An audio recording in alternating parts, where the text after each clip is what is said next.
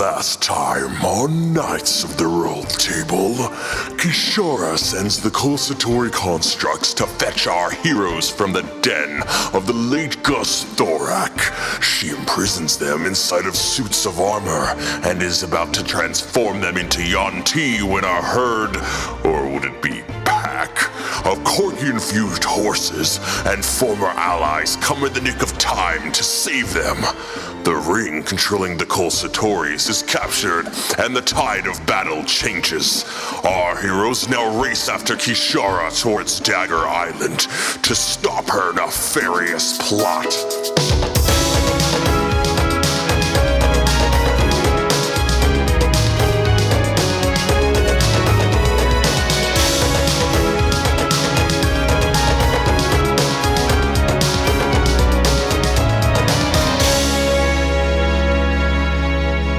You are headed towards Dagger Island. It's about a 2-hour flight. Drinks will not be provided. Experience some turbulence. Captain by Captain Sarsa Demiselt. What would you guys like to do along the way before you get to Dagger Island? It is about midday because it took you a little bit of time to get out of the cave. You started kind of like the beginning of the day in the midst of Gus Thorak's lair and all of the Kulsatoris that kind of took you out. And it's about midday, a little after noon. It'll take a couple hours to get to Dagger Island. So since Jerik is not on the plane with us. He's not on the Aerovan. He's not on the Aerovan. He's flying I'll go really high, you guys. He's flying nearby. There is enough. Yeah. Really low now. What Sarsa would like to do is I had originally given the other sending stone to Saeleas, but I think she'd take that back from him and chuck it at Jerik so that way if we get separated. So I will say there is enough room for Porto and Jerik to land on the Aerovan. It's essentially just a giant pontoon boat. But also, if somebody was dumb enough to get separated, it'd probably be Jerik. So Thank you very much. But do you want to throw it to him while flying I will land. hundreds of feet? Okay. Then I will So hang on to the Jerik lands on the ship. yell, Jerik, get your butt down here and I'm going to give you a sending stone in case you get lost. Okay, coming. Gosh, you guys. We have to get going. Kishara's getting away. We are going. Well, you're Going down. mid-flight. You're flying. It's while we're traveling, it's just preparing so that we don't go in.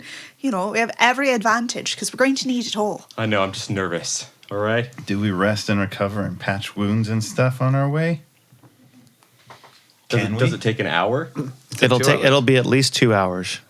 Can we take a short rest? With those Rest 2 and hours? recover You can and take a patch short rest. wounds. Okay, go ahead and take a short rest. Porto, do your rest mode. Porto. Rest deploy. As soon as you kind of say rest mode, and as soon as you do, it kind of sits down, and the wings collapse around it, and it sort of becomes this egg shape. And it goes, rest mode. and you hear. I hate that bird. Was there a little charging indicator on the front? It's kind of like a slit down the center vertically, and it glows purple. Now, what do you think that old Kishara, what do you think she's looking to accomplish with those curios? She said it was a personal matter, right? Well, even without him, she managed to bring back all those Yanti. So I can't even imagine what she's going to be able to do with the curios all together. Does anyone know of any significance of Dagger Island? It appears to be shaped like a dagger. I said significance. Well, I have no I idea. know. Would Saeleas know anything from... Make a history check. All right. History or investigation? I'm going to let you choose. Probably history, knowing him. Yeah, we'll go with history. And it is a nat 20. Hey. Plus 4 would be 24. You smart. All right. So, Saeleas, you think about something. You've been looking at this, your Book of the Realms for months. And Dagger Island, as soon as you say Dagger Island, wait, it sparks something in you. And you remember a passage, not about Dagger Island, but a landmark from Marcatia that's on Dagger Island. And you flip to that page. Oh, that was convenient. Wait, I remember. Flip. There's a place called Numina Tower. It's located on Dagger Island off the coast of Marcatia. It's one of the oldest relics left standing from the Age of the Heavens. It is sealed on all sides and there is no entrance.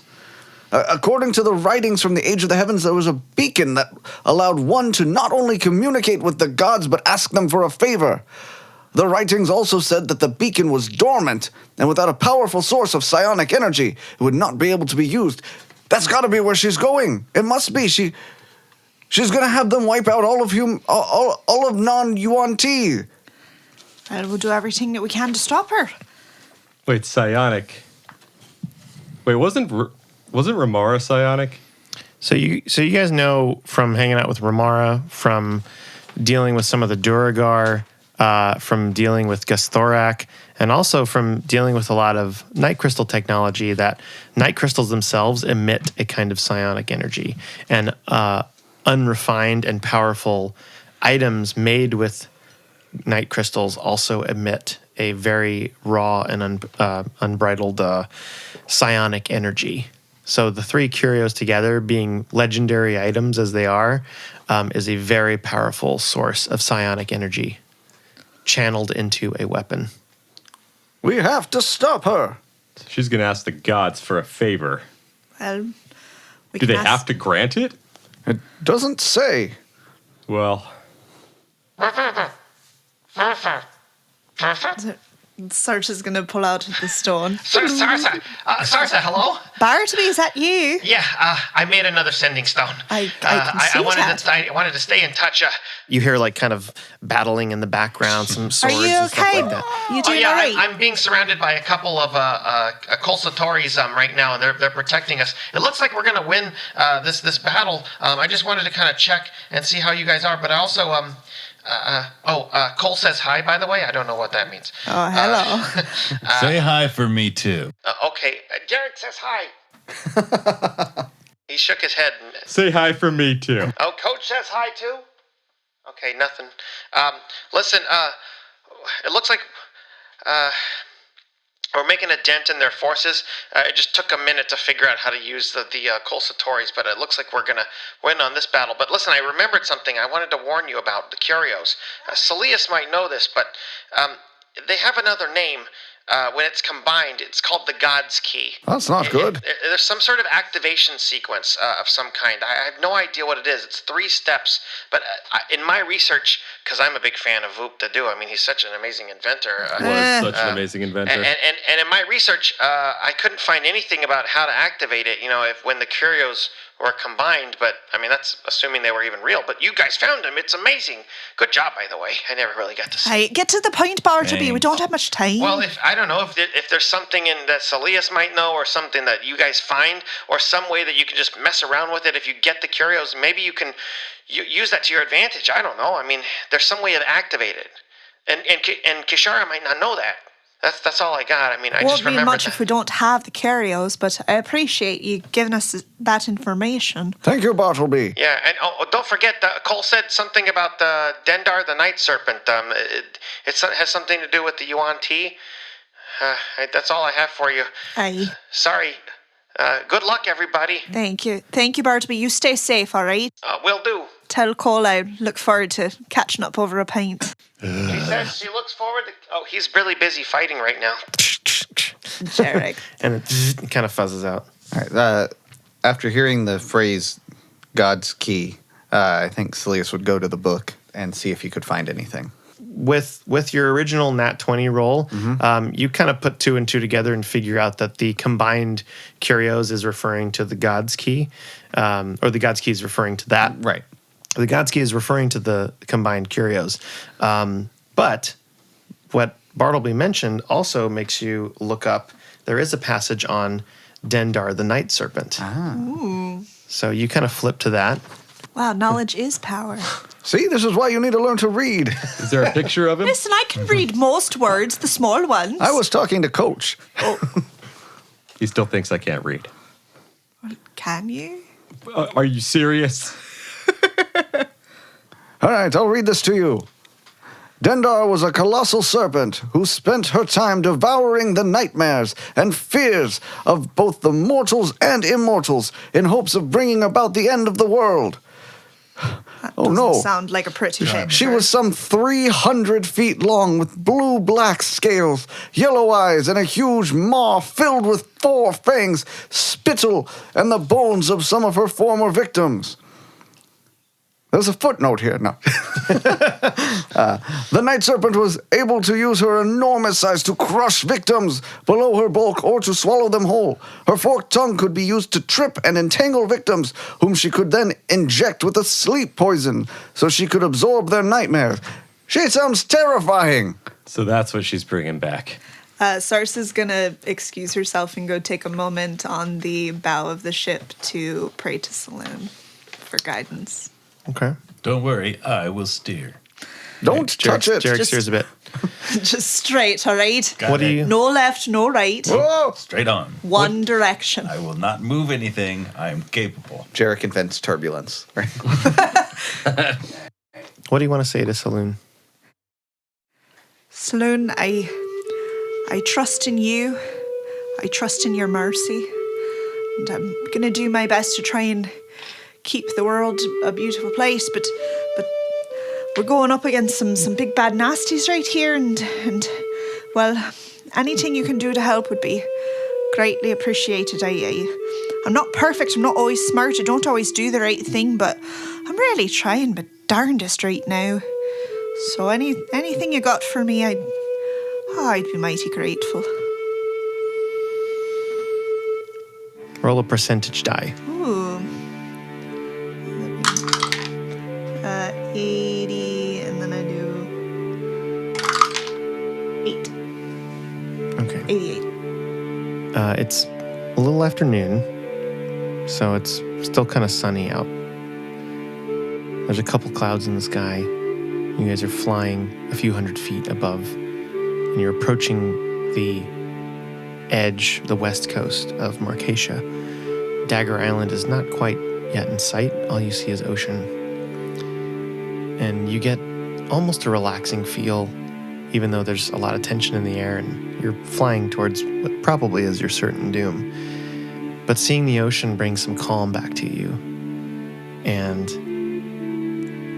from behind a cloud, you can actually see the moon. At the same time that the sun is out, a little bit in a different part of the sky, you see a tiny crescent moon with a silver edge to it. And all of you get a D4 of extra hit points. Nice.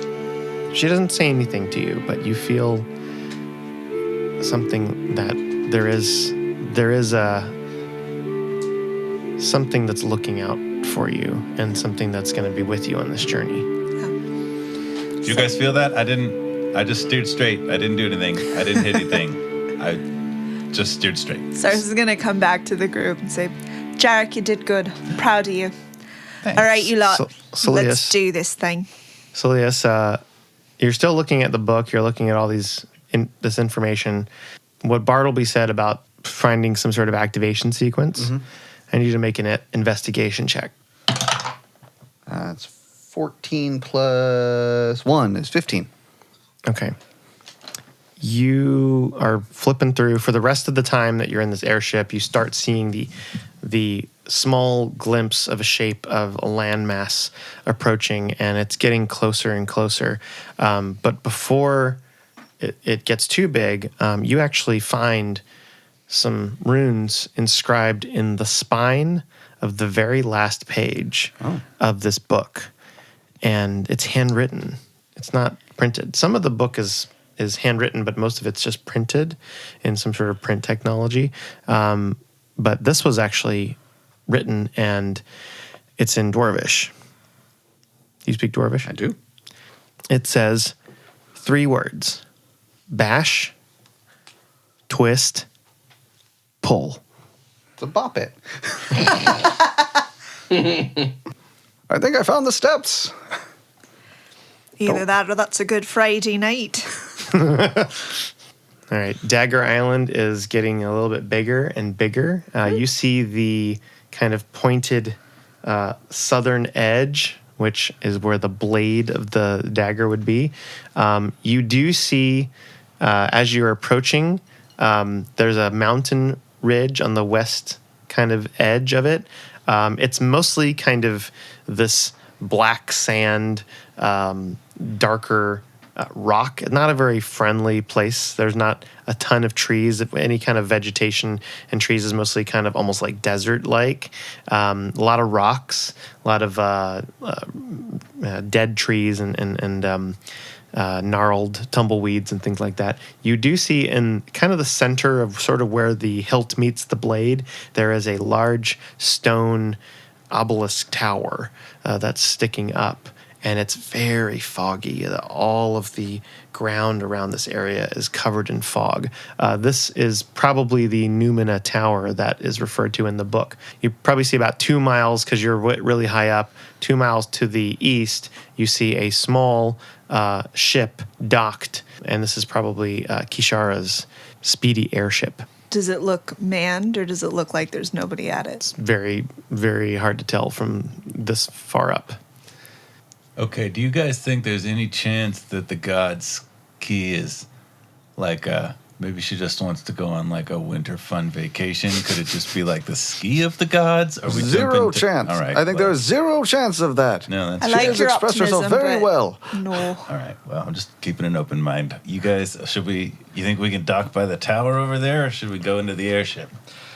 I think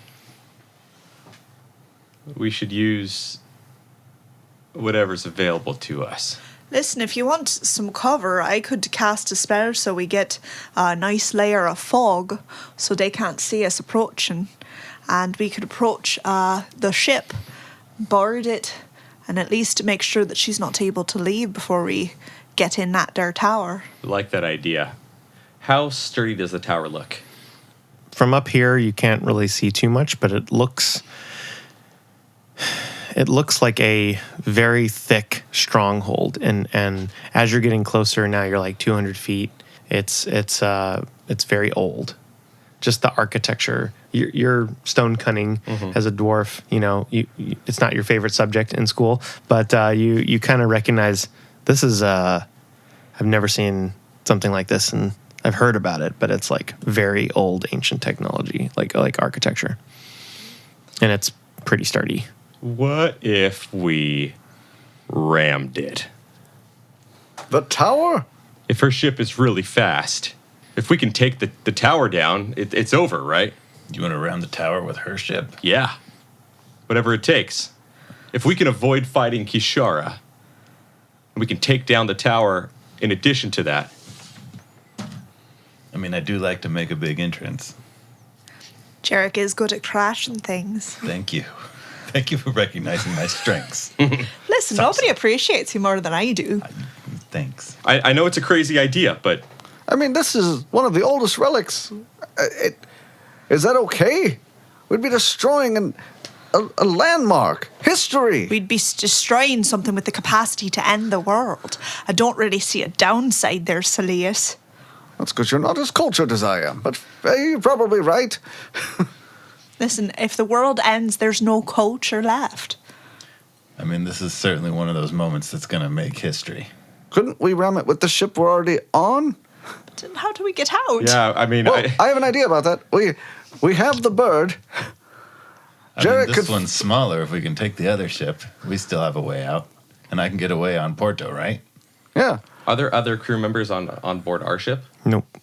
So we could land, drop us all off, Jerik could get back up, plot a course straight at the tower, and then fly away on Porto. Do you really think, though, that a small ship like this, ramming it in, will take down that there tower? I mean, we don't know what kind of magical effects. I mean, if it's literally got a god's key. No, I think the god's key is needed to activate it. It does not have a god's key. And I don't know where it's located. I mean, I don't see any windows or anything on the tower.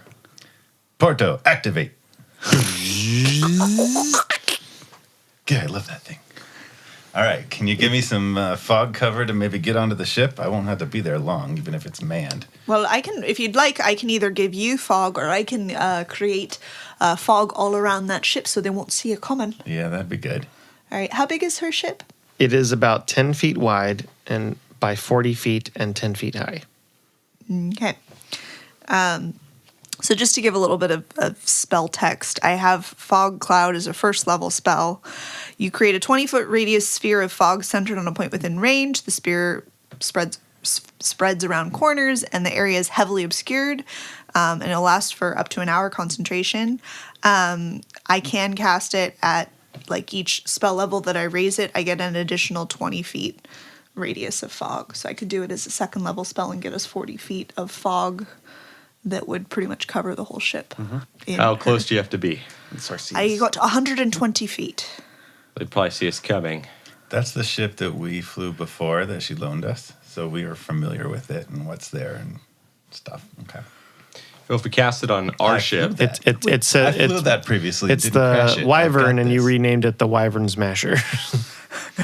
Appropriate. I mean, otherwise we could just go straight to the tower and just bring the fight straight there. does it look like there's any openings in the tower? Well, from the reading that Saeleas had, it said there is sealed on all sides. it's sealed on all sides and there's no entrance. But we could make one.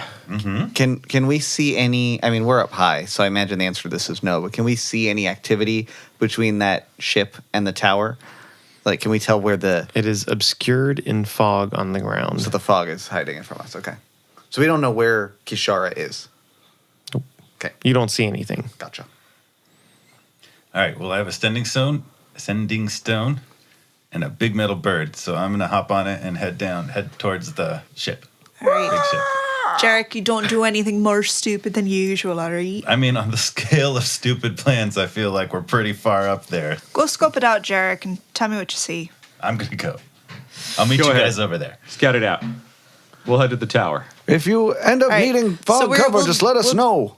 We'll just, we're going to go around, like, the back side of the tower and kind of try to keep the mountains between us and their ship until we get to the other side of the tower. And we're going to try and approach it from that opposite side. So the tower is between us and their ship and where Jerik is headed. What if we fly right above the tower and just rappel down the rope onto the top of the tower? We'd just be there waiting when they get there. I can't imagine the roof would be very... I mean, if the rest of the building's all messed up, if it's old, the roofing couldn't be that well kept, right? Of We'd be course. breaking through the roof. If Jerek's going to crash into the tower, maybe we shouldn't be on it. I say that we don't go down at all. I say that we try and enter the tower first, from the air. Yeah, and we can scope it out. I think it's a good idea for us to have surveillance before we go barging in head first. So that's what we're going to do, Chris. Yeah, we'll kind of get right up on the tower and scope it out as best as we can. We can use our magic rope. Well, we're in our flying ship. Okay. So tell me where you want to fly. So everybody's on the ship still. Yeah. Nope. No, Jerik is left. Jerik left. To scope out the other ship. Okay, and then you guys are flying towards near the tower just to get close to Yeah, it. we're Do a little. basically going up the left side of the island, the opposite side of where her ship is at, and approaching that tower, but staying above it. And Okay, how as we- far are you from the tower? Well, I mean, as close as we need to get to really be able to see details, see if we see anybody down there as much See as the we condition of the roof. Our goal is to get on the roof. So you're going to slowly approach. I'd say at about 150 feet, you can see more structural details about the tower. There are no windows. There's no doors. It's like the Haunted Mansion. The first 40 feet of the tower are covered in fog, so you can't see the bottom. Okay. You can see the top. It is a square tower that goes up, and on the roof there is one door. It looks like a kind of a flat trap door that's on the top. I see a door. Let's go there. Wait, but we haven't heard anything from Jerik yet. So meanwhile, Jerik is on Porto, and you fly down and you land. Where do you land? On the ship or near the ship? Who do we know left on the ship with Kishara? She took some of her snake dudes. So you remember two guys. You remember this guy. He is a Yuan T Melisson. And the one with He legs. has a kind of a cobra head with a snake body, and then it's covered in scales. And then you also saw the pit master, The pit who master. has Whip guy. who has snakes for arms and is covered in tattoos and such. Hot. All right, I'm going to use my Mask of Many Faces ability to cast Disguise Self on myself and make myself look like the Pitmaster. Okay. The Pitmaster All right. coming to the CW. On approach, do I see anybody on the ship? Is there any movement there? There is no movement on the ship. Well, we're going to fly down and try to land as close as possible to the steering area. Okay. Try to steal it. Okay. And I'll use, on approach, like right before I get there, I'll use the stone, say, Are Sarsa. you landing on the ship or near it? Wait, does the stone only work once or is it an ongoing thing? It's ongoing. Okay. So like a walkie-talkie. All right, I don't see anybody on there. You hear me? Aye, Jerik, I hear ya. You doing okay? I don't see anybody on there. I'm going to steal it. All right, that's great. It looks like there's a trap door here at the top of the tower. Okay, well, look for a good place for me to crash a giant airship, because You might hopefully not I'll need be to there in a few crash minutes. it. You could probably just come on in. We can go inside. I was really kind of excited to crash it. Maybe he can crash it into the ground near the ship and it will hit somebody. I mean, honestly, I don't know if landing an airship is really in my expertise. That's why I I was suggested confident I crashing could it. crash it. Make a really, really good point. All right, there, well, I'll Jerik. talk to you in a few minutes, hopefully. Jerik, out. How do I turn this thing off? You just hear him like breathing. Like, You kind of just put it in a little bag, a little pocket. We're just hearing. sounds like a butt dial. How do I operate this thing? Oh man, what have steering wheels? Okay, Yeah, I'm landing the bird on the ship near the steering wheel, the helm, near the helm. near the helm. Yes. Yes, Sure. so I can take it. So you land the bird on the ship near the helm. You hop off Porto. You kind of walk towards the steering wheel, kind of the ship. You realize you don't really know anything about flying a ship. Make a. I've seen Sarsa do it. You've seen Sarsa do How hard it. could it be? Make an intelligence check. 10. Hey.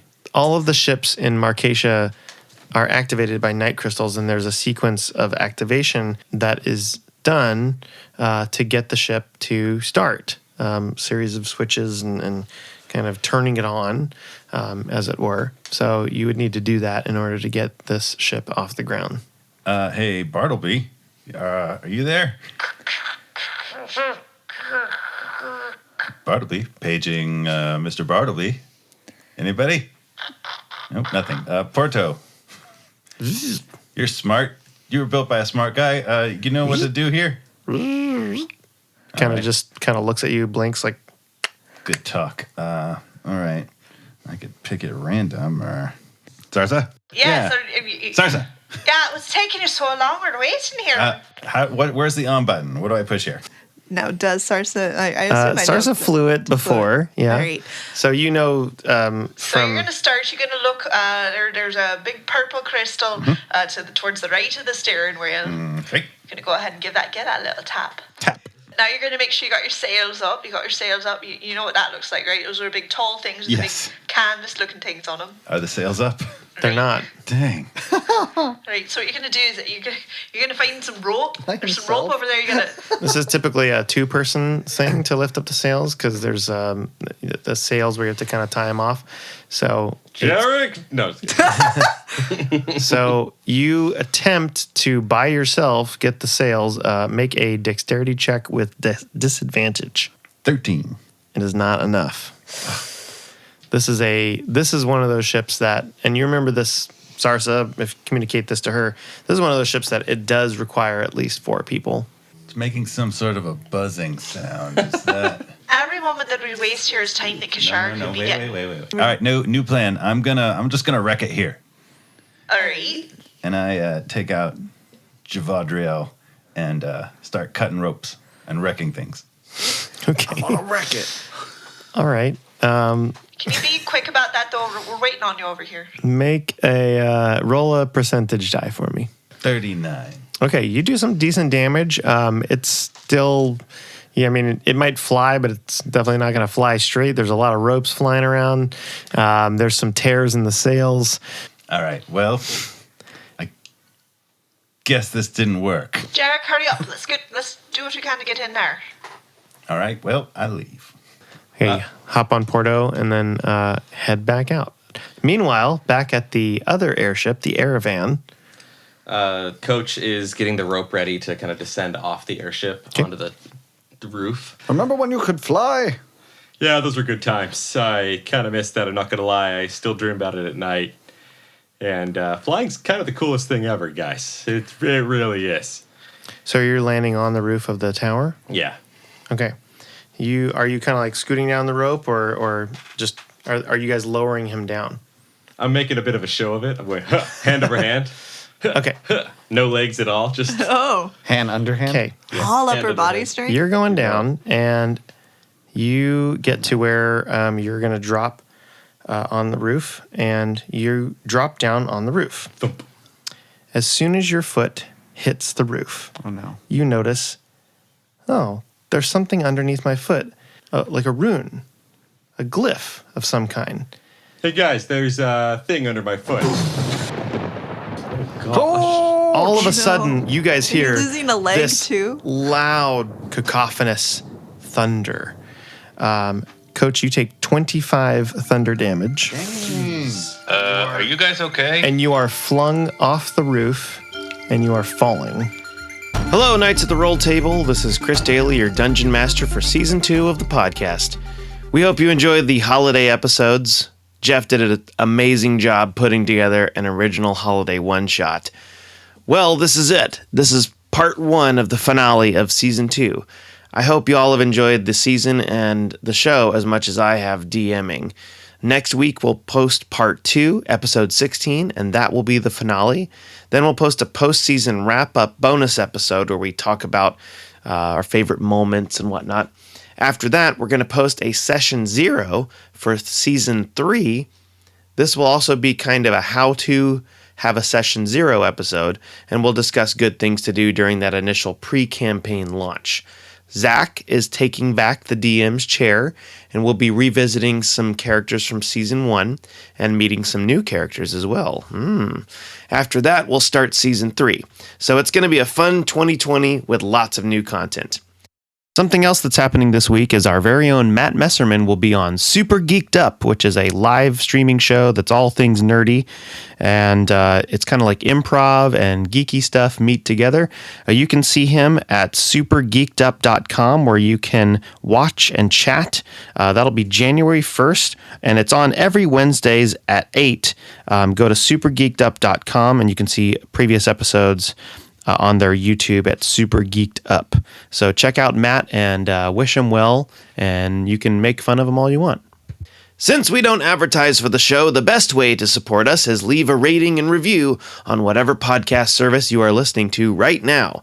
It only takes a minute, and you don't even have to write something. Just a rating is appreciated. You can follow me at DailyTunesRPG on Twitter. Yeah, I changed it. I do all the art for the show and reach out if you want to talk DM stuff or D&D art stuff. Weston also changed his business name to Arcane Anthems. It is up now and live on Patreon, and we've featured some of the music you can get from it in the show. It's something you can use in your D&D home campaigns or in your actual play podcast. Check it out in the links in the comments. That's the new original music on Patreon, Arcane Anthems. You can visit our Instagram and our Twitter at RolledTable and use the hashtag RolledTable to help us get the word out about the show. Finally, if you have any feedback or questions or want to put an ad on the show, contact us at knightsoftherolledtable@gmail.com. We know we are not the only D&D actual play podcast out there, so we really honestly thank you so much for listening and giving us a chance. Happy holidays and a happy new year. Fly down! We have to get Coach before he falls. Fly faster than his terminal velocity before it is terminal. I used to have several things that would work for this, but not anymore. Can I try and pull like the pick out of my bag or something and like try and glide my way toward the side of the toward the side of the tower and like stick my pick in the stonework? I'm raging, by the way. Okay, all right. So it's not with advantage. It's with disadvantage, so it's going to equal out. So just make an attack roll. Am I adding anything to it? Add your proficiency. Dirty 20. Okay.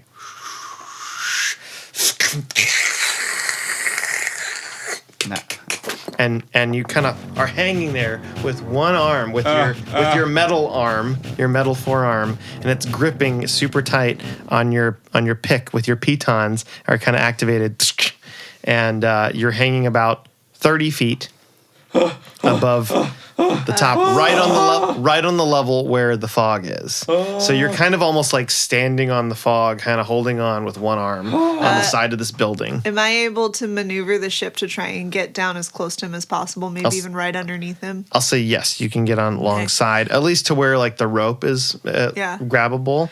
Yeah. Sarsa's going to then get as close as she can and be like, somebody help get him back on the ship. Well, I guess that's me. I'm the only other person here. Yeah, that's right. Well, the rope hovers in place, right? Or does it automatically tie knots? It follows your commands, yeah. So you can tell it what you want it to do. Can it lift anything? You haven't tried. Rope! Hey, rope! Yo, ropey! It's just kind of swinging back and forth. Come over, rope! Man, this rope sucks. I'm gonna kill Bartleby. You have to tell it what to do, you Hey, rope, tie yourself around me. And as soon as you say that, it swings itself over to you and then ties around your chest, under your arms, and then knots itself. A little less looser, ropey. It kind of gives you some slack. Oh, okay. Now, can you lift me up there, up to the ship? Do you let go of your pickaxe? I'm still holding on to the pickaxe. So you start to feel yourself being pulled up. On the ship side, Saeleas, you see the rope kind of start to loop itself around this little peg that's like on the ship, kind of like for mass balance, and it's sort of like looping. It's kind of pulling itself up. The threads of the rope are kind of twisting and getting taut and loose, and it's almost like this kind of undulating living being, but it's pulling itself up, and it's that's amazing. 5 feet at a time. Can I rip my pick out? Yeah, you can rip your pick out, and then you start going up, and eventually it kind of pulls Coach up to the ship. Right about this time, Jerik and Porto are flying and land on the ship itself. Just as Coach is kind of being pulled up, the rope unties itself, coils itself, and is dormant again. Did you guys see that?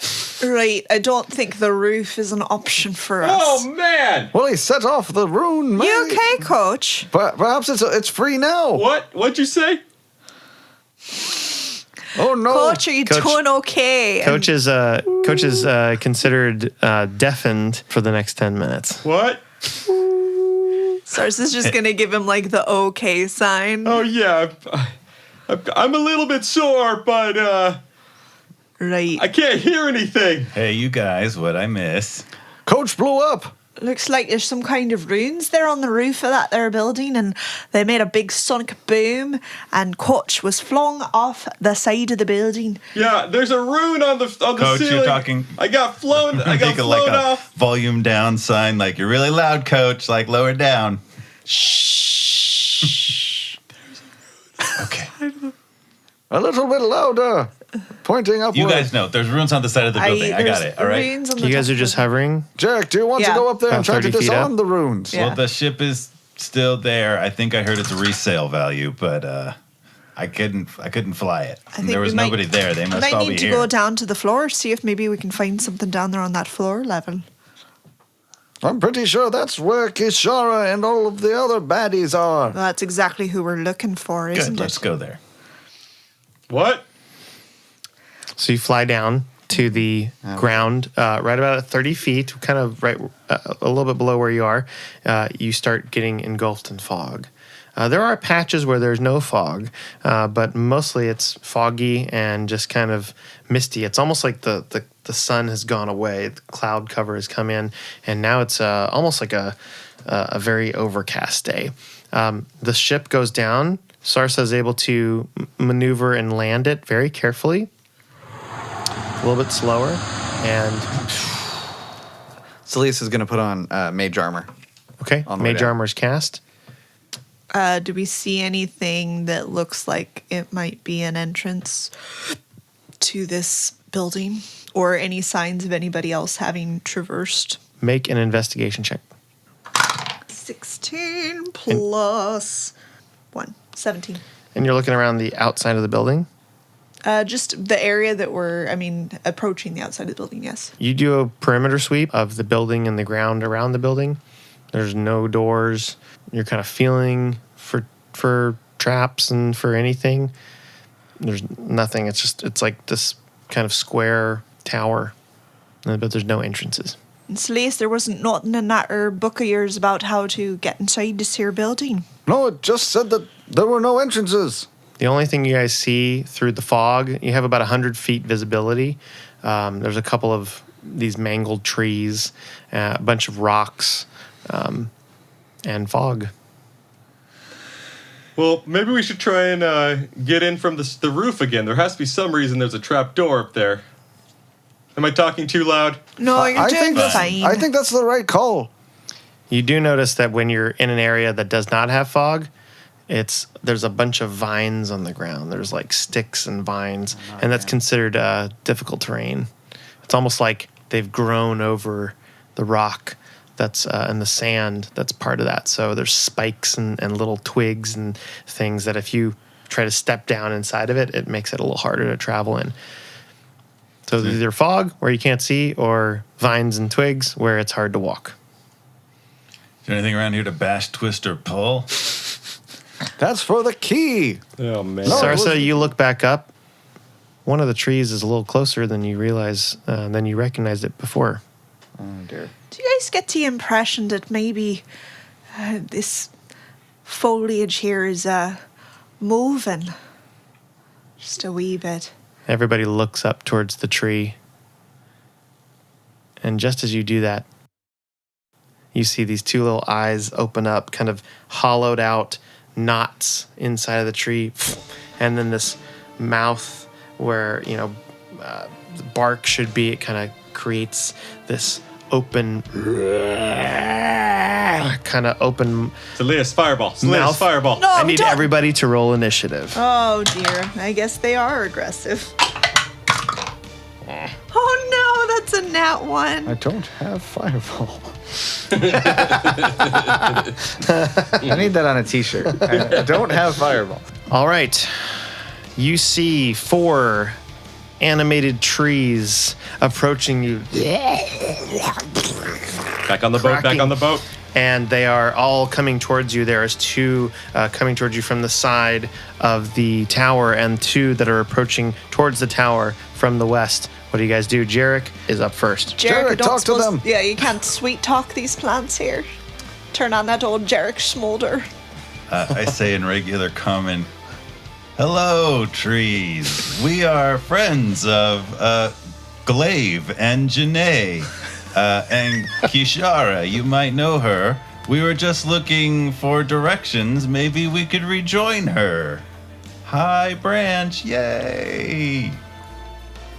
Yeah. That's your free action. Okay. Any reaction? They are. They kind of stop for a sec, look very confused, and just keep going. All right. Don't quite understand common. I don't think they're friendly, guys. We should go. So we're near the ship. It would be feasible to try to get on and get away. I'd try to determine. Most of you got off the ship. I'm going to say all of you got off the ship, and you've been looking around a little bit. Guys, I think we should get on the ship. Mm-hmm. And I head for the ship. They're just trees. They are not just trees. Get on the ship. All right, Jerik gets on the ship. Coach, you're up. We should definitely get back on the ship. Coach is just going to bolt for the ship. Coach gets on the ship. I'm going to hold my action, though, Yep. in case any of the trees try and grab the ship, on whatever side I'm on, Okay. that I'm going to try and hit them off. So as soon as they try and grab the ship. All right. Held action. Okay, Saeleas, it is your turn. Oh, I'm before the trees. Cool. I'll make for the ship, and I will ready. Does that use my action to get on the ship? Yeah.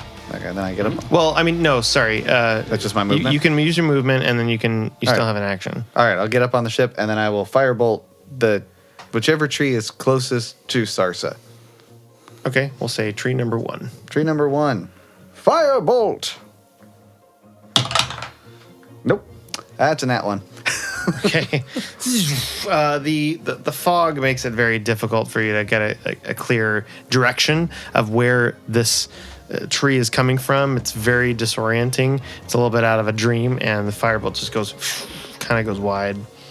All right, now it's the tree's turn. They are going to... They don't have a lot of movement, or they're kind of moving a little bit slower than you guys, but they are moving towards the ship. Tree 1 is going to come up close and grab the side of the ship. So held action for Coach. So I take my 2 worm hammers. Bam, bam. We're going to do 17 to hit. That hits. And 11 to hit. 11 misses. So that one hits. Of course I roll a 1 on that one. Plus 3. So 4 damage. Okay. Woo! Nice No, job. no, I'm not raging, so yeah, 4 damage. 4 damage. Okay. Tree 2 comes up, gets to the ship. It is going to use the rest of its movement to get up on the ship, and it sees Jerik, who's on the ship, and it's going to make a slam attack at you. That is a 25 to hit. Mm-hmm. You take 14 points of bludgeoning damage. It grabs your leg, lifts you up, and goes, and kind of just like slams you down on the deck. Whack! You fall down. Tree number 3 is a little further away. It's going to make its way towards the ship. It's about 10 feet away, can't get there on its turn. And then tree number 4 is also kind of coming towards the ship. It's going to try to climb up on the bow and climb over. So it's not quite able to do that on its turn, but the next time it definitely will. It's on the ship, on the side. Sarsa, it's your turn. Okay, how far away am I from the ship? I'll say you're about 20 feet. Okay, so I could, with my normal movement, make it over. So I'm going to join the others and make my way over towards the ship. And then the trees themselves, are they all kind of on the same side of the ship? So one's on the bow. That's what I want. That's what I wanted. One is on the bow. Aft. One is on the side where the door is. Starboard or the starboard, yeah. One is on the starboard side. One is actually on the ship, and one is kind of coming towards it on the other side of the side. So Okay. It'll probably provoke, I imagine, some kind of attack of opportunity, but I'm going to try and work my way towards, like, near the back of the boat okay. or ship. So you want to get on the ship? I want to get on the ship. You're going to get an attack of opportunity by one of the trees that's right in the path. 16 to hit. That hits. It's going to deal 18 bludgeoning damage. Ooh. Ouch. My Tempest domain, I'm going to use my Thunderous Rebuke. Yep. So they need to make a dex save. Okay. That is a 13. 13, that is not enough, so they're going to take 2d8. It's going to be 6 lightning damage. And also, they get, because it's lightning damage and because of the level that I'm at, they get thrown back 10 feet. 10 feet. All right. So you push it. It kind of scrapes this tree. Was that the one that was on the ship? It's on the ship. Yeah. So I'd like to try and direct it to push it off the ship 10 feet. Yep, you do. It's not able. It goes. Kind of falls on the side. It gets knocked prone on the side of the ship. Okay, go ahead. So I took my movement, which got the attack of opportunity. So then my action, I want to attempt to fire up the ship and get it moving. You do so. So it's activated. You can move the ship on your next turn. Are there more trees on the ship, or was that the only one? The one that she knocked off? There's one on the ship, and then one that's hanging on. The other two are there's one that's knocked prone, and there's one that's further away. Gotcha. All right. That's your turn, Sarsa? Yup. Okay, Jerik, top of the round. All right, You're I'm up. scrambling towards Porto. Okay. I'm gonna hop on him and take off. So I'm flying him just off to the side of the ship so that I can shoot Yep. one of the ones on the ship with Eldritch Blast. Okay, you kind of fly around really quickly, kind of do a quick little tight loop, shoot the Eldritch Blast. Oh, that was a net 20 for a total of 28. Ooh, Oh, snap. 28. So that hits. Ooh, 10. So the Yes. damage is 10 plus the other one, 18. So 18 damage, but more importantly, my attention is that I have the Grasp of Hadar cantrip, which yanks it 10 feet towards me. And Porto is off to the side, so it's going to pull it off of the ship towards me. Okay, great. And That's so then sick. These like tentacles wrap around it and rip it off. So the 10 ship. damage plus 18 damage. it's just 18 damage. Oh. And it pulls it 10 feet towards me. And then I get 2 shots of Eldritch Blast. I'm over level 5, so I'm also going to try that against the other one. Yeah. Okay, so you pull it off the ship. The ship is not taken off yet, so it just it goes on the ground. Is it also prone? Yes. The other one, I rolled a... well, actually, that would be 8, 9, 10, 11. 11 misses. All right. That one's fine. The other one's off the ship. And I'm hovering on Porto. All right. Actually, I'll hex. I have bonus action. I will hex the one that's still on the ship. Okay. And I'll impair, I don't know, dexterity. Coach. Coach is going to say, oh, guys, I have a thing. Use the thing! What thing? Hold on. And I'm gonna try and like focus on the earth and the plants, and I'm gonna cast plant growth, and I'm gonna try and like basically it makes all the plants like overgrown, even more so than they are, and every 4 feet of movement they spend, they move 1 foot. So anything that is currently off the ship is like can't move very much. They Yeah. can move like a maximum of like 10 feet. They have 20 feet movement, so Oh, so even they can move 5 feet 5 each. feet. Okay. Boop. Also, they are plants. Yeah, I wasn't going to bring that up. But plants can be wrapped up by other plants. I know, but what happens to the plants we're fighting? Did they grow? I think is the question. It's giant. Did you just give them become extra overgrown. appendages? So what's the range of this? Is it like every 150 feet. So every plant that's in that Also, area? It's all normal plants within 100-foot radius, centered on a point, become thick and overgrown. Okay. A creature moving through the area must spend 4 feet of movement for every 1 foot. So there's 2 awakened trees on the ground. Another one is on the bow of your ship. Another one is making its way towards Coach. Channels his kind of dwarven earth energy that he has now been in touch with, and this feeling comes over you that you're sort of in touch with this part of you that you haven't had before, and all of the vines and twigs that are on the ground actually start blooming new vines, and other green sprouts pop out brighter and fresher than the ones that are on the ground before. Bloom, baby. Even the trees themselves, because they were regular trees and they got awakened by a spell, they start to sprout and intertwine and tangle themselves. The tops of their heads and their arms start to grow and bloom, and they're like, and they start to have these vines kind of crawl over them. So 3 of them are just kind of held down. One of them is sort of on the bow of the ship, and its head and arms start to grow, and it's like, and it kind of looks at its hand, and it that makes it lose a grip, and it kind of falls down, and it starts to get overgrown in plants and trees as well. Look how beautiful you are. Bonus action, I'm going to hit it. You have to get off the ship. Oh, did it fall off the ship? Yeah. Oh. Is there one still on the ship, or it's No, Nope, that's all. All right. They're all off the ship. I told you we were friends of the plants. Let's go. Yeah, let's do this. Get us out of here, Sarsa. Well, I Okay. don't think Back it's to the my turn roof. Yet. It's Saeleas' turn. That was just my free action. Yeah. Okay. I will, just because I can, I'm going to go ahead and fire a firebolt at one of the prone ones, which I do believe I get to do with advantage, Yep. which means that I get to use my elven accuracy. Yep. So just for fun, I'm going to do that. Okay. So, with advantage, and then I'll re-roll that one. And that's a natural 20. Oh, yeah. And it'll hit for a lot, probably. Saeleas, fireball. Bolt! Pay attention! That's 23 fire damage. From my tiny little cantrip. Just go All right. It's looking pretty hurt. One of the ones that is overtaken, and it's like, and it lights on fire.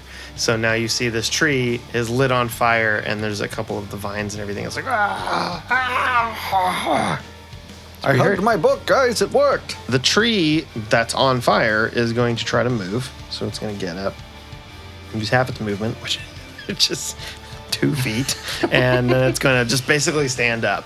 The rest of the trees, I'm going to say, they're basically like spending their turn to try to get these vines. They try to like pull the vines and stuff off of them, and they start kind of like if you're covered in a cobweb. That's kind of what they're doing. They're just like, get this thing off of me, little gnats and stuff. Gross. So that's what they're doing. They're not able to really get close to the ship because they have very little movement due to Coach's spell, plant growth. Yes. And now it's Sarsa's turn. She's gonna pilot that ship and try to get them as far away from those trees. So we going up. Okay. Starting from the bottom, now we. You fly up, and the natural kind of gusts from the ship start pushing some of the fog away. As you guys are going up, you go up 10, 20, 30. The fog is going away. You notice about 100 feet, because you have excellent perception. Actually, make a perception check, Sarsa. Ooh, okay. Oh dear, that's. And this is one of those like glass bottom boat, so it's meant to be sort of like a tourist caravan for the royal family and the royal. So that's 15 for my perception. This is the same ship that like carried a bunch of towns members from Emberbrook away from Emberbrook when it was being destroyed. So it can fit a bunch of people, and there's little glass bottom areas on the bottom, so you can actually see down about 100 feet away from the tower. There is a 5-foot wide hole in the ground. Do you lot? There's a hole over there. Maybe that's how we get in. You want to go down a hole in the ground? Seems about on par with all the crazy things we've been doing over the last few days. That didn't work out for us great last time. And as you're getting higher, the fog sort of seeps back in, covers it up. I don't want to go back down there to those trees. We're running out of time. I know.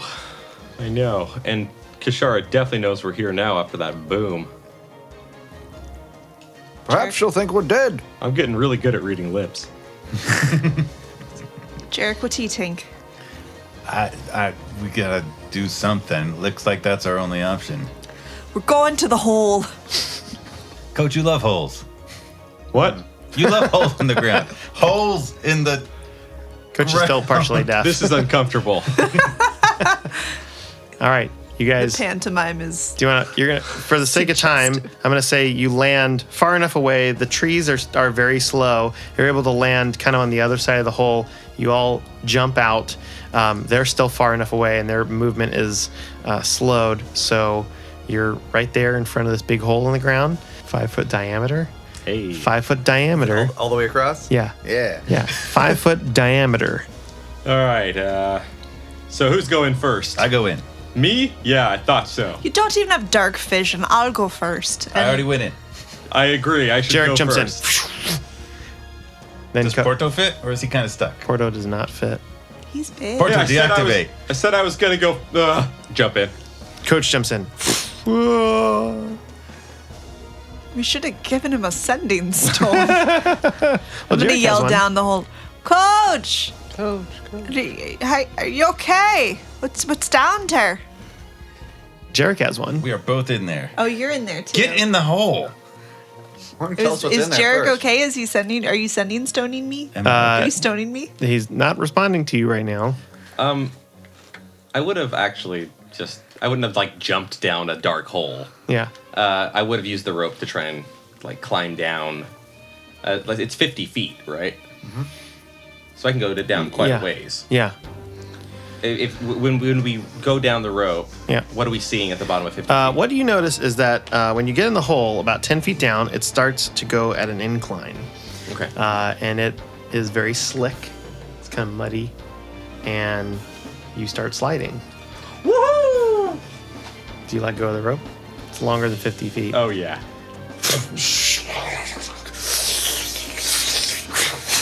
Scene out of the Goonies. I've always wanted to do this. Yeah. Same thing. That's why you're not responding to the sending stone, because all you hear is... What? Should we follow them? Well, I didn't hear a thud, so I think that's I'm going to use my pick to slow me down a little bit. Okay. It's dark and slimy, and you're sliding down kind of slowly now. it's like using when you're in a water slide at a theme park, at a water park, and you're kind of like putting all of your hands, and you're like. But yeah, you're going a little slower. Okay.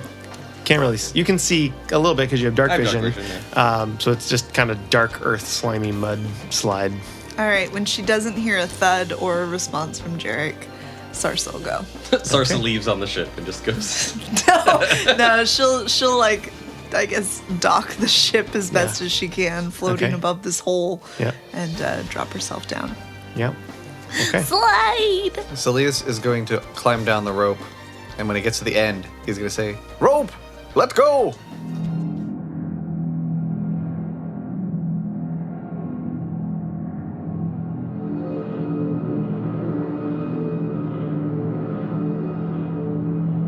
You're sliding down a dark, slimy, muddy hole. Must be a Tuesday. All of a sudden, you kind of all plop on top of each other. Hey, I was going slow. Oh, Coach was going slow. So as Coach is going slow, one in? no, he was No, the I second was. one. So Jerik, I land way before him. I'm so like, Jerik what the? plops down, and then Coach is going slow, so he's kind of skittering along. Then Sarsa hits Coach. D4 damage. Make a dexterity check to see if you hold on to your pick. Let's say 13. Okay, you managed to barely hang on, so now you're just kind of blocking Sarsa. So I take D4 damage? You take 4. Yeah, you take D4 That's damage. a full 4. Okay. Dang it, Coach! 4 Watch the points spikes! The spikes! of piercing damage. Then Saeleas comes along. Ah! Make another dexterity check. Look out! Oh, thank goodness. 18. Okay, you're just kind of blocking. Do we take? And now do I take another Sarsa takes D4? more D4 damage. No, I've said you have gotten at a point like you land and you're able to.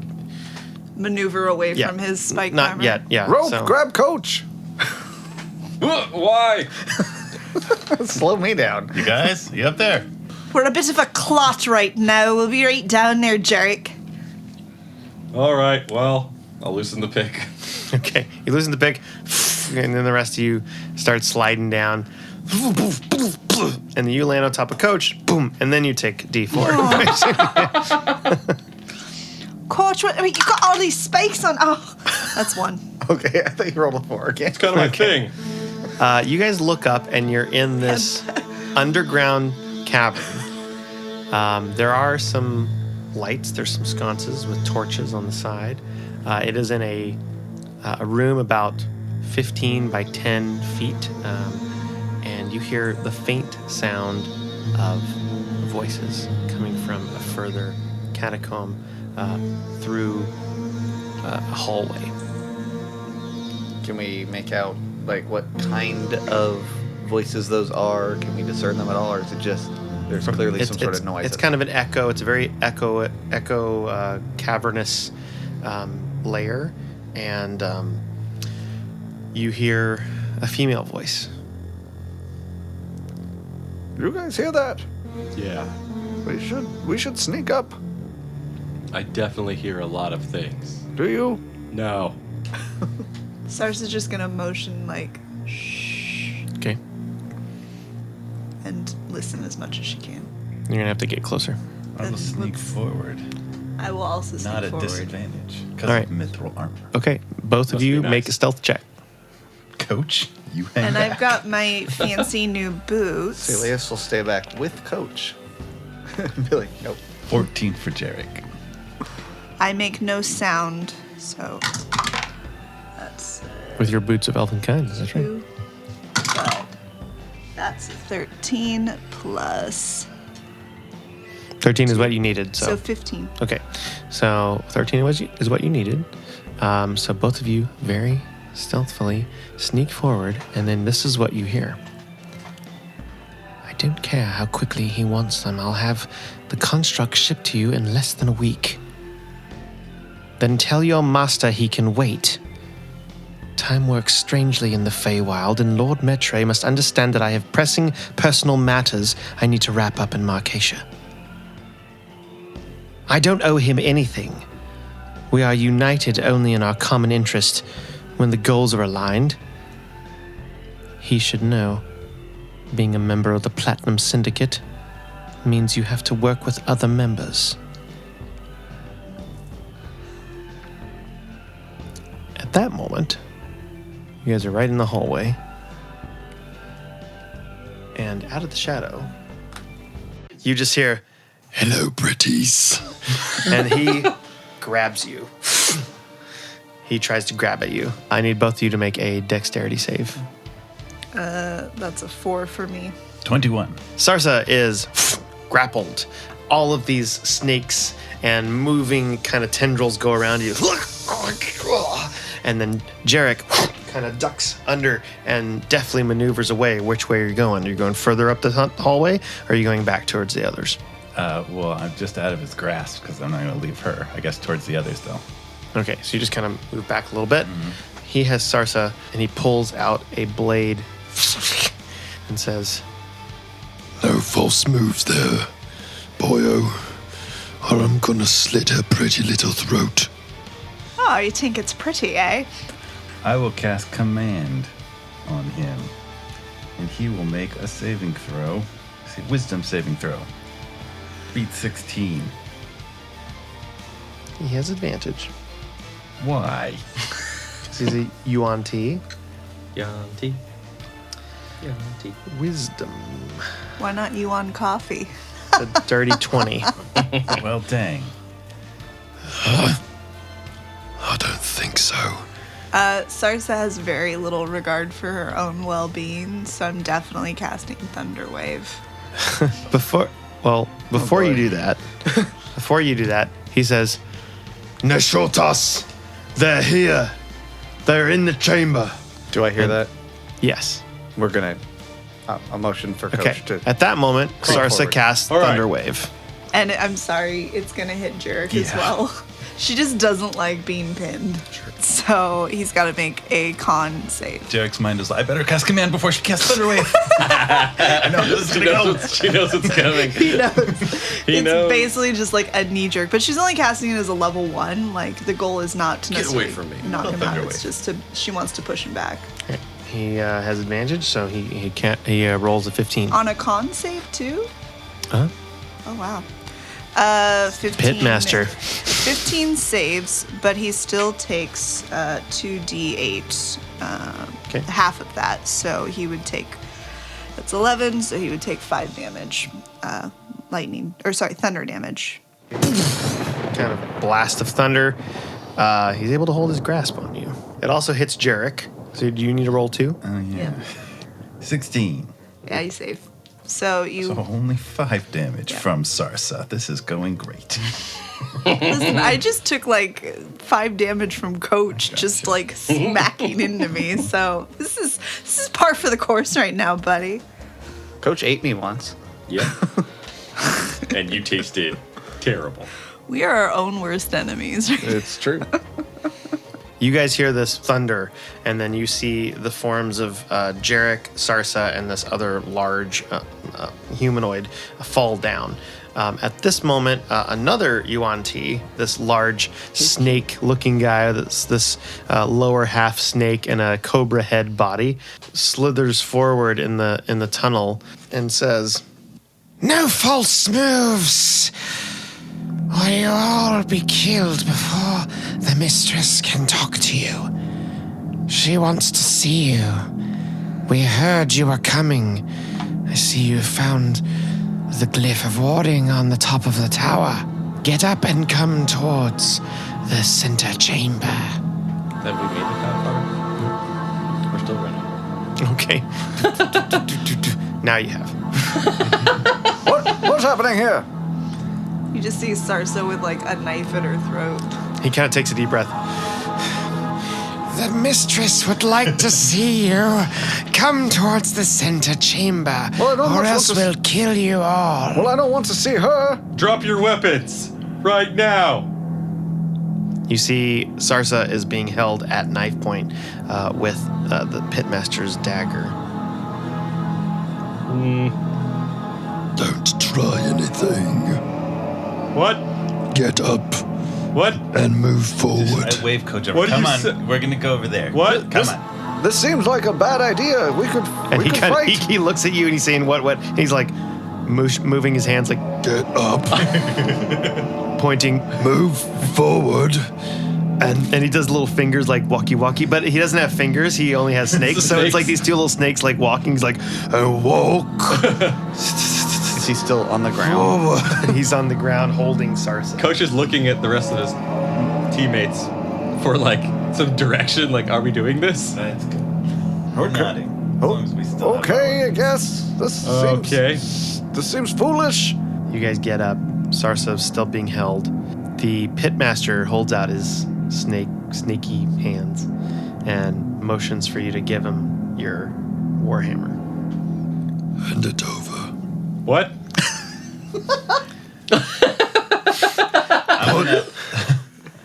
Put hammer in my hand. I mean, I've got sort of snakes. Did you know that you have snake hands? He just grabs it. Ugh, okay. He takes it. Oh, yeah. I have two. Kind of points down to the ground. Okay. Motions you I'm forward. dropping it. Why are we doing this? The other snake guy kind of looks at Jerik and he says, "Put it on the ground. Put your sword on the ground." They're outnumbered. I pull up the sword and drop it. Because he has Sarsa in a chokehold with a knife to her neck. It's fair.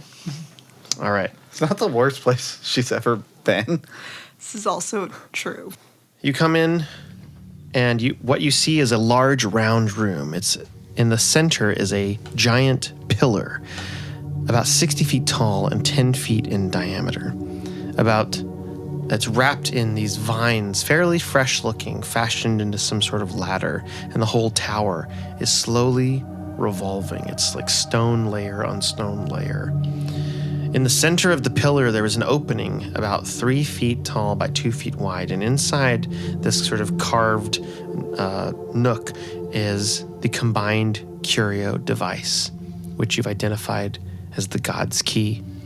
It's a vertical, it's kind of latched in vertical, rotating around slowly with the pillar, almost as if it's locked in place, glowing with a purple glow.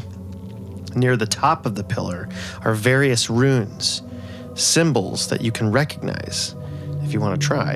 And there's graphic panels, frescoes underneath each symbol. As it goes around, we'll just say you're kind of like looking because you have some time as it's rotating. You see the following symbols: a hammer, a moon, a tree, a flame, a star, a skull, a sun, a snake, and a gem. The snake icon, as it's rotating around, is lit up. And on top of the pillar, surrounded by a nest of vines and snakes, stands Kishara. She's modestly dressed, and in her human form, arms outstretched. And in front of her is a large, clouded version of a serpent with an ethereal glow surrounding its head and its body. It's not there, but it kind of looks like it's there. It's almost like a hologram, if you guys knew what a hologram was. But it's sort of a projection of what this thing is. And if it was in the chamber, it would fill up the entire chamber. It is massive. It's Dendar. It is, yeah, you've identified this as probably Dendar. Ooh, yeah. Is this large, fanged, gigantic being. It's not actually there, but is being projected. And this is a entity unlike anything you guys have ever seen, just kind of swirling its head around, kind of waving back and forth, looking at Kishara. And she stops for a second and puts her hands down and looks down and says, "Why did you have to come here?" You didn't think we were going to come here? No, I thought you might. That's why I put the warnings up. But I really wish you would just listen to reason and join my cause. To destroy the world. I'm not destroying the world, Sarsa. Do you even know what you're summoning there? Do you know what you're calling on? I have been cursed for the last 1,000 years, and I am calling upon my God to help me reform and become a deity that I deserve to be. Every Yuan-Ti strives to become a better version of themselves, and I have reached the time of my final form. My ascendance is at hand. Miss? And Saeleas kind of like raises his hand like he's in school. Miss, are you trying to turn into that giant snake, Dendar? Are you trying to turn into Dendar? Of course, I will not be able to find the form of Dendar, the night serpent. I will not be able to reach that, but he can grant me the lifting of my curse. And your curse is what? Yes, we missed this part. To be stuck in this form, in this human She wants to be a snake. sarcophagus. My true nature is to break free, and by doing this, I will have the power to awake many, many other Yuan-Ti and transform you other could have people. just gotten a gym membership like a normal person. I'm not sure what that means. Just kidding. If you want to be a snake, I could do that for you. This is beyond your understanding, my dear sorcerer. I understand more than you might think. Yes, well, none of this would have been possible had you not found the curios. Before all of that, I was simply in the matter of arms trade. I had these constructs made, and I was going to sell them to the Dragonborn so they could help me take over different parts of the realms. Different parts of the realm. I heard it. I can hear again. Welcome back, Coach. Oh, Thank man. you. Oh, that was something else. Woo! She kind of looks at you weirdly and then kind of like keeps going. As soon as you found the curios, everything changed. I knew from my research this was the one way I could lift my curse. So things changed, and I knew that I had to allow you to help me. You're welcome? Yes, thank you. I really do mean that. And by turning you all into Yuan-Ti purebloods, you will become my generals in my army. And from Marcatia, we will take over the rest of the realms. Okay. And all the realms? What's the deal with this Platinum Syndicate? They are friends or what? In order to transform you, first you have to die. No, thank you. Kill them. And then the pitmaster and the other guy draw their swords. Pitmaster has the knife kind of coiling around the knife, and it's right at Sarsa's back. And he says, "Soon you'll be one of us," and stabs you.